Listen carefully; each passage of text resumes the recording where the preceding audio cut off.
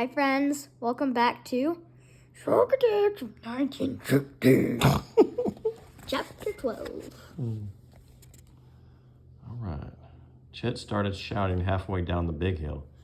"Get out of the water," he screamed. Get out now." He thundered down the path and onto the dock. "You have to get out, there's a shark." The guys were all there, but they didn't even look at Chet. "You have to believe me," Chet insisted. "This isn't a joke. You have to get out."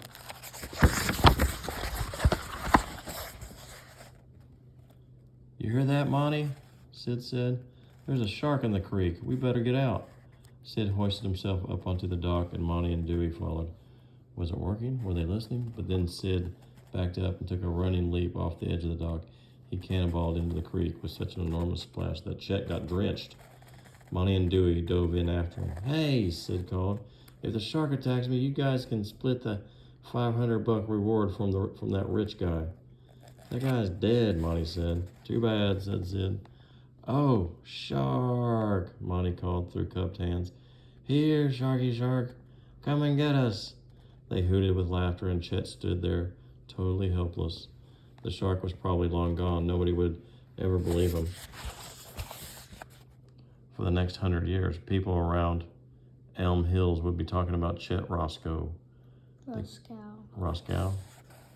The kid who had, you know what city that rhymes with? Roscoe? No? The kid who had said there was a shark in the creek. He'd be a big joke, like the captain was.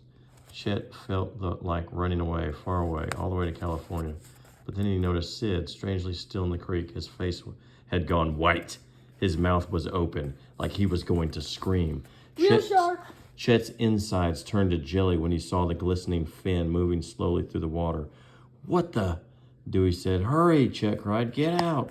Monty and Dewey flew out of the water, but Sid seemed stuck, hypnotized. What's hypnotized mean? It means like... Kind of like in a trance? Yes. Like he doesn't know what he's doing? Yeah. All right. Like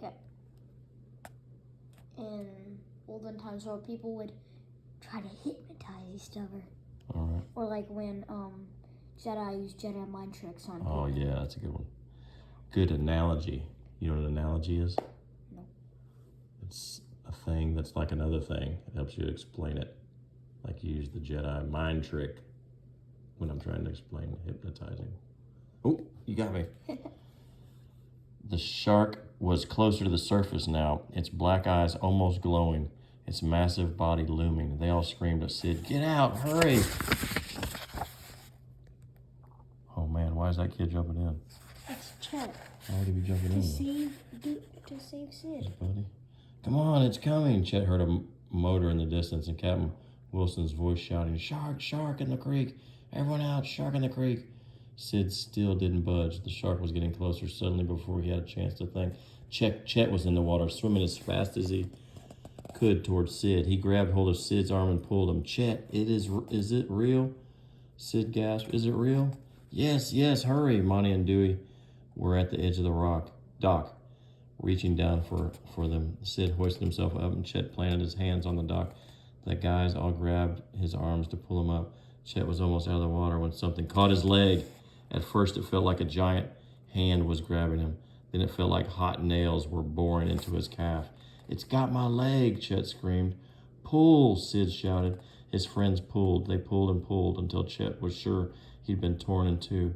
After an eternity, his leg finally came free.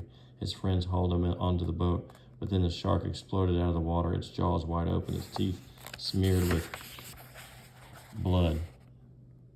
Its gaping mouth was coming right for Chet, and then bang! A gunshot shattered the air. Time seemed to stop. The next thing Chet knew, he was sitting on the dock. Everything looked foggy, and people seemed to be moving in slow motion. He heard muffled noises, men's voices, a boat's motor, and the guys saying the name over and over. His name. Saying his name over and over. They were leaning close, still holding tight to his arms. Chet looked down and wondered what he was doing in a puddle of ketchup. Was it ketchup? No, it was blood. Hadn't he cleaned that up? Why was the puddle getting bigger? Chet realized it wasn't the ketchup, it was blood pouring from his leg. The fog around him grew thicker until Chet couldn't see or hear anything. Why couldn't he see or hear anything? He became unconscious. Nice. Chapter 13. Chapter 13. Shark kills 2 in New Jersey creek.